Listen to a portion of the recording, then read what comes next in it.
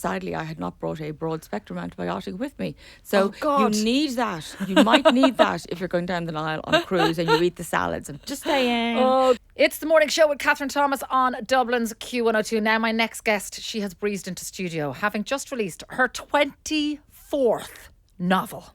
She is a staple of bedside lockers around the country. So many of us have gone to bed with this woman. So many of us have gone on holidays with this woman. Please tell me this is not a walk of shame. I mean, I did not come in for this.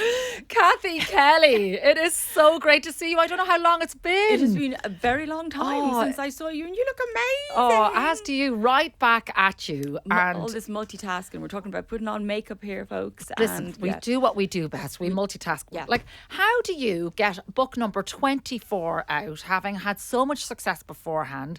Like, is it the same now? Like, is it the same as book number 4 or book number 14? Like, where? It's sort of weird because I wrote the first half of my books possibly without children. Yeah. And then I had children, and that sort of changed things. And in the last while, I've been the last few years have been, interesting. It's sort of like the broken mirror effect, separation, divorce, cancer, etc., etc. So all this moving house, so all this stuff came along. And this book came out of all that, and it doesn't reference really those things, but yeah, you get a new energy, I think, as you get older in some weird, crazy way. And also, I'm not making small children's lunches and driving them to school. That helps.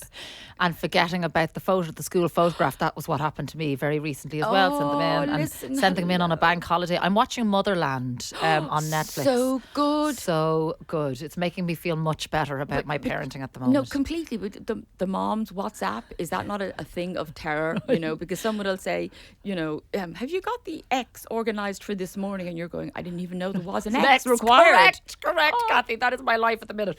But listen, the book is called The Island Retreat. Now, this is very much resonating with me because as a woman, I run my own retreats. I have my own fitness retreats. They're not rehab retreats, not yet anyway, but they are kind of fitness and wellness retreats. So I have met all sorts of women, and we take them away to Portugal. We take them away to beautiful places in Ireland. This one is set in Corfu. It's a rehab retreat. Give us the overall synopsis. Okay, well, somebody described it as Agatha Christie meets Sigmund Freud, which was a lovely expression. I would take that. I was totally taking that, although there was no cocaine involved in the writing of it. And of course, Sigmund famously took cocaine and slept with one of his patients. But you know what? That's another story. So this is about a woman who is a therapist, and she had a sort of Jeremy Kyle, Dr. Phil show in the US, and something went horribly wrong. So we meet her 5 years later. She set up a retreat on Corfu, and it's for 6 very different people. She just wants 6 people to see if she can do this, make it work. And the people are very varied. They win it in an Instagram competition. And oh, right, okay. I know. So actually, I'm trying to remember if that made the final cut. But anyway, Instagram is heavily involved.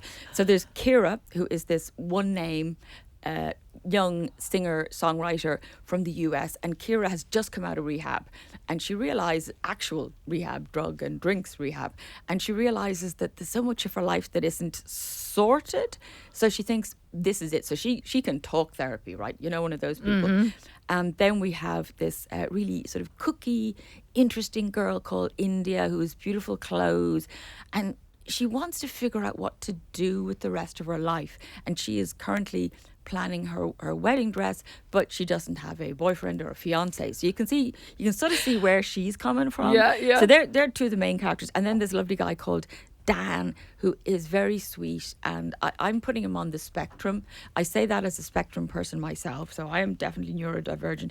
He's a bit neurodivergent, doesn't really realise why he has to be there, but his sister says, you better go or something dreadful is going to happen to your girlfriend. Ta-da! Love it. And can I ask you, did you go to Corfu to research this? Sadly, no. I've been to Corfu an awful lot. The only time I actually ever went to anywhere specifically for a book was Egypt a very long time ago for my 4th novel, Someone Like You. And sadly, I had not brought a broad spectrum antibiotic with me. So Oh, God. you need that. You might need that if you're going down the Nile on a cruise and you eat the salads. And just saying. Oh, God. And you see the way you're able to say your fourth novel, someone like you, if I was to ask you, which I'm not going to, if I was actually to name every single one in order, do you think you could? I'm not going to. Oh, no way. Oh, you couldn't. no way. So many, so much work there. I know. I was showing one of my sons, Dylan, there was an article in the Star, and we were looking, and I was going, it was such a lovely article. And he was hugging me, and I was saying, yeah, overnight success. And he's laughing, and he said, it only takes, 30 years. But you're constantly working, reinventing yourself. I think that's a very female thing. The need to keep working, to keep producing good work. I'm not implying that it's not a male thing too, but that belief that you've got to really keep improving yourself, I do think that's very female. And I also think I have the utmost respect for you because you've done some incredibly honest interviews over the last number of years, and you kind of just wear your heart in your sleeve, which I always think comes out in your writing as well. And you mentioned it straight away there. You said, like, you've gone through a breakup, you've gone through divorce, you've gone through cancer. Like, they are not small, insignificant hurdles to get over in life. I know. The list of things that are supposed to be the worst is, what is it? Death, divorce, moving house. So, and I lost one of my little puppies last weekend. Oh, so I'm so sorry. I know maybe that's the death part of it. But for years when I gave interviews, partly because I'd been a journalist, I held stuff back because I know how easy it is for, if you put everything out there, someone else is in charge of the words, right? And I never liked anyone else being in charge of the words. But there came a point when I went, I'm just going to talk about this stuff, like, living with depression, antidepressants, all that sort of stuff. And then when I had cancer afterwards, I loved talking to other people who'd had cancer and reading stories about people who got through it.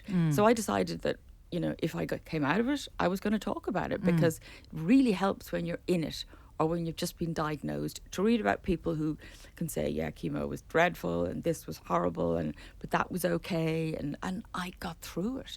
Just getting through it is massive. Yeah, and I've done a little bit of work with ARC over the last and me year. too. I love ARC. Oh my goodness. And again, it's that sort of the power of talk, the power of community when people are going through cancer. My best friend 3 years ago was diagnosed with leukemia, and again, it hadn't touched our social circle. It hadn't touched our space, and she had a full bone marrow transplant. She's come out of it. She's doing great.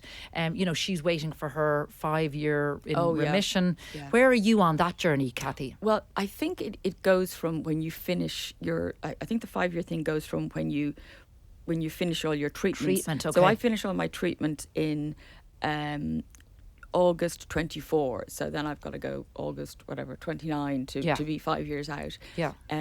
But you do learn how to speak cancer. Isn't it weird?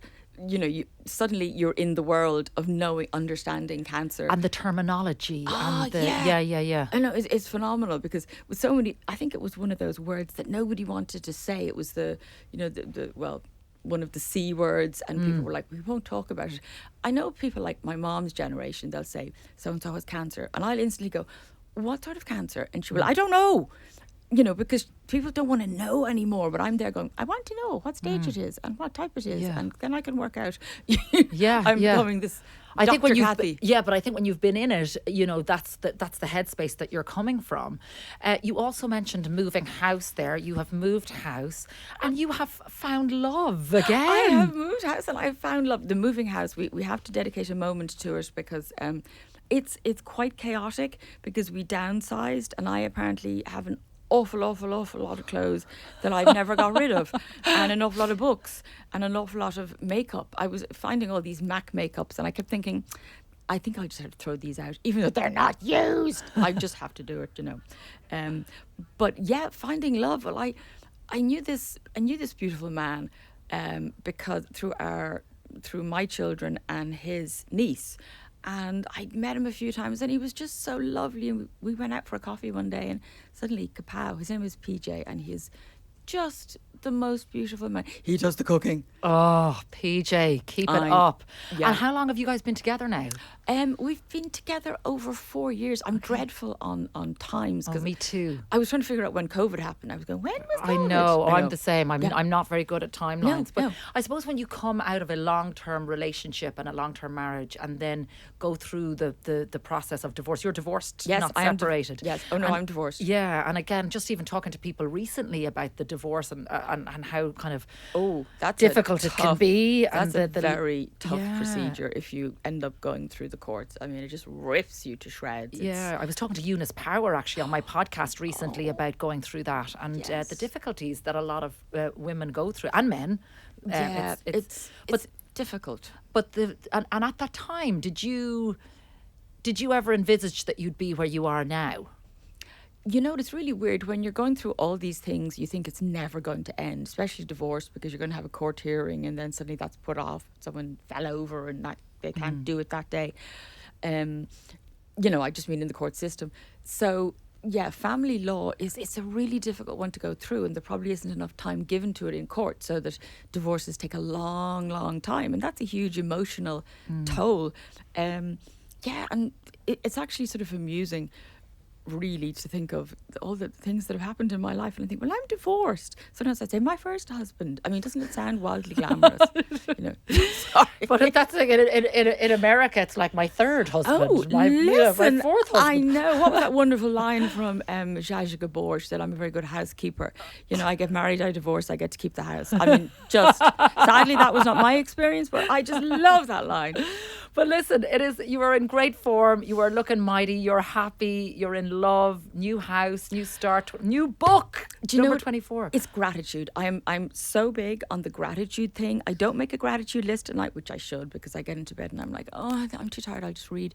But yeah, gratitude, because you know what? I'm so lucky. I got through cancer, and that's amazing, and I've beautiful people in my life, and my two sons are happy, and I've got gorgeous PJ, and you know what, life is good. Life is good.